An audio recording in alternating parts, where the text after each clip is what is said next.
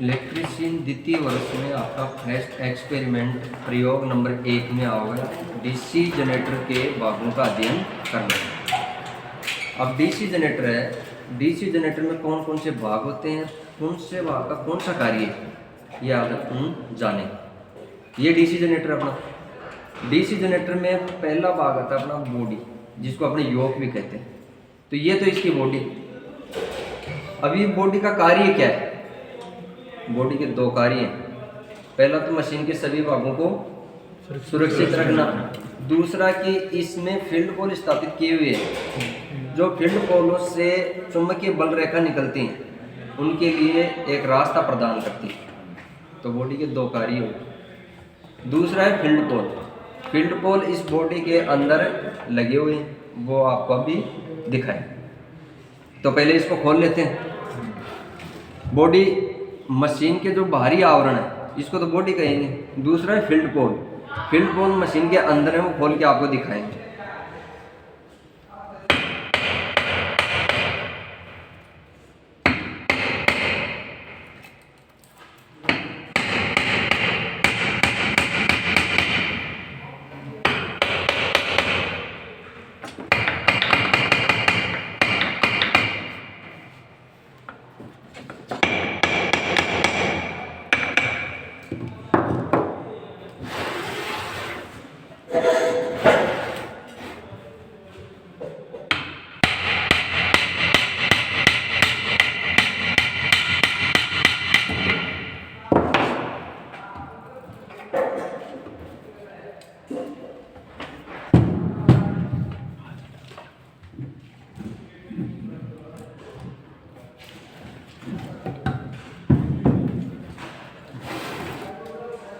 ये है फील्ड पोल।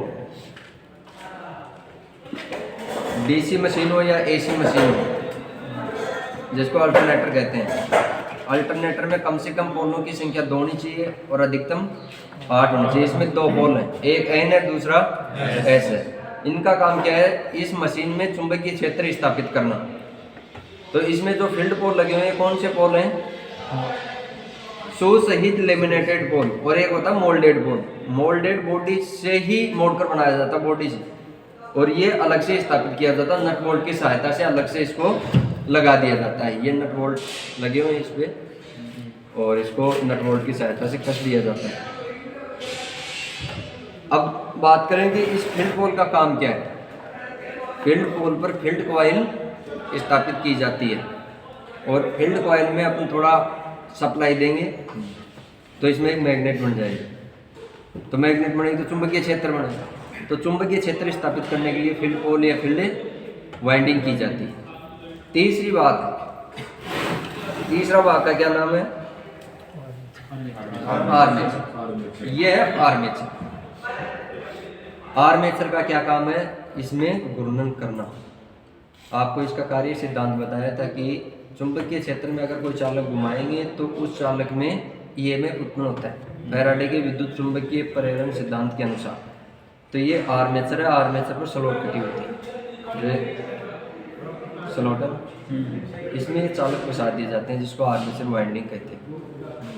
अब इस चुंबकीय क्षेत्र के मध्य इस आर्मेचर को अपन घुमाएंगे तो चुंबकीय बल रेखाओं का छेदन होगा, मतलब चुंबकीय बल रेखा कटेंगी। तो चुंबकीय बल रेखा कटेंगी तो इस जो घूम रहा है चालक, इसमें जो वाइंडिंग हो रही है, इस वाइंडिंग में एक बल उत्पन्न हो जाता है जिसे विद्युत वाहक बल कहते हैं।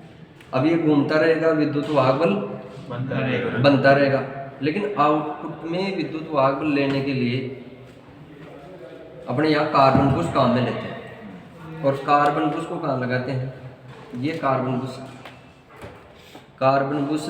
कम्यूटेटर पर लगाया जाता है, और कार्बन बुश से फिसलता हुआ संपर्क बनाता है। जैसे घूम रहा है, इस पर थोड़ा स्प्रिंग का दबाव रखा जाता है। स्प्रिंग के दबाव से कम्यूटेटर पर घर्षण करेगा, और इसमें जो ईएमएफ उत्पन्न होगा, जो कार्बन लीड के द्वारा अपना बाहर सप्लाई निकाल सकते हैं। ठीक। अब इसकी बात करें कम्यूटेटर की। कम्यूटेटर, इसमें जो ईएमएफ उत्पन्न होगा, जो विद्युत वाहक बल उत्पन्न होगा, वो ऐसे प्रकार का होगा, चाहे डीसी जनरेटर हो चाहे अल्टरनेटर हो। यहाँ जो बल उत्पन्न होगा विद्युत वाहक बल, वो एसी प्रकार का होगा। अब AC को DC में बदलने के लिए अपने यहाँ क्या लगा दिया, कम्यूटेटर लगा दिया। अगर आपको AC उत्पन्न हो रही है, AC बाहर लेनी है, तो यहाँ क्या लगाएंगे, स्लिप रिंग। तो स्लिप रिंग लगी हुई है तो वो तो क्या बन जाएगा, अल्टरनेटर। अगर कम्यूटेटर है तो क्या बन जाएगा, DC जनरेटर। ठीक, ये है इसकी बेरिंग। बेरिंग में क्या, आर्मेचर शाफ्ट फंसा दी जाती है। ये आर्मेचर है, ये आर्मेचर शाफ्ट है, और आर्मेचर शाफ्ट पर ही कम्यूटेटर फिट किया जाता है।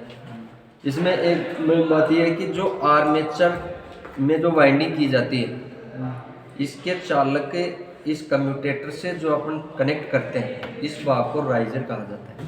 ये जो सोल्डर किया हुआ भाग है ना, इसको राइजर कहते हैं। कि इस कॉइल के जो भी टर्न हैं इस कम्यूटेटर से प्रत्येक सेगमेंट से कनेक्ट है। आगे समझ में, ये सेगमेंटों की संख्या गिन लो, उतनी ही इसमें क्या है, कॉइल। जैसे सेगमेंट है इसमें 20, तो कॉइल कितनी है इसमें, 10 कॉइल। क्यों, एक कॉइल में 2 टर्मिनल निकलते हैं। आगे समझ, तो एक कॉइल में 2 टर्मिनल हो गए, तो 10 कॉइल में कितने टर्मिनल हो गए, 20। और इसमें 20 सेगमेंट हैं, तो 20 टर्मिनलों को इस सेगमेंट से कनेक्ट कर देंगे सोल्डर के द्वारा। अब ये सोल्डर के द्वारा करते हैं, इसी भाग को क्या कहते हैं अपने, राइजर कहते हैं। आपको कोई पूछ ले कि कम्यूटेटर, जैसे आर्मेचर वाइंडिंग के जो टर्मिनल है उसको कम्यूटेटर से कनेक्ट करने वाला भाग को क्या कहा जाता है, राइजर। अब कम्यूटेटर से बाहर सप्लाई कैसे ली जाती है, कार्बन बुशों से। कार्बन बुश इसके संपर्क में आएंगे और कार्बन बुश से जैसे इसे घर्षण करेंगे तो गर्म हो जाएगा, चालक की तरह काम करेगा।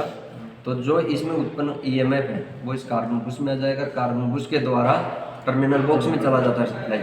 एक टर्मिनल बॉक्स है, जो है टर्मिनल बॉक्स है, ये टर्मिनल बॉक्स, कार्बन बुशों का कनेक्शन टर्मिनल बॉक्स में होता है। टर्मिनल बॉक्स से अपन बाहर सप्लाई ले सकते हैं। तो मेन कौन कौन से हो गए, एक तो बॉडी हो गई, दूसरा फील्ड पोल हो गया, तीसरा आर्मेचर हो गया, चौथा कम्यूटेटर हो गया। कम्यूटेटर में ये क्या है, राइजर, और ये होगी शाफ्ट, ये बेरिंग। अब इनकी बात, ये है साइड कवर। क्या है, साइड कवर। एक तो आता है, ये तो साइड कवर होगा, ये फ्रंट एंड कवर और ये रियर एंड कवर लिखाएंगे आपको। फ्रंट एंड कवर और एक रियर एंड कवर। एक इसमें रोकर प्लेट और लिखाई हुई है, देखिए रोकर प्लेट, जिस पर कार्बन होल्डर स्थापित किए जाते हैं। भाई ये तो कवर की बात होगी, ये फ्रंट एंड कवर हो गया और ये रियर एंड कवर हो गया। अब इसमें रोकर प्लेट और आती है जिस पर कार्बन होल्डर स्थापित किए जाते हैं, ये है रोकर प्लेट। आगे समझिए, इस रोकर प्लेट को इस साइड कवर पर स्थापित जुड़ दिया जाता है, इसके ऊपर रोकर प्लेट लगा दी जाती है। रोकर प्लेट में कार्बन बुश स्थापित किए जाते हैं, कार्बन बुश में कार्बन बुश लगाए जाते हैं। अब इस कार्बन बुश को लगाएंगे अपने, तो इस कम्यूटेटर से संपर्क बनाए रखने के लिए इसमें स्प्रिंग लगी हुई है। तो ये स्प्रिंग इतना ही दबाव रखती है ताकि इससे संपर्क हो पाए। ज़्यादा दबाव रखेंगे तो ये कार्बन बुश घिस जाएगा, बार बार बदलना पड़ेगा आपको, और कार्बन बुश भी घसेगा और आपको कम्यूटेटर को भी घस देगा। तो इस पर केवल इतना संपर्क बनाए रखना है कि ये इससे संपर्क हो जाए, तो डालकर।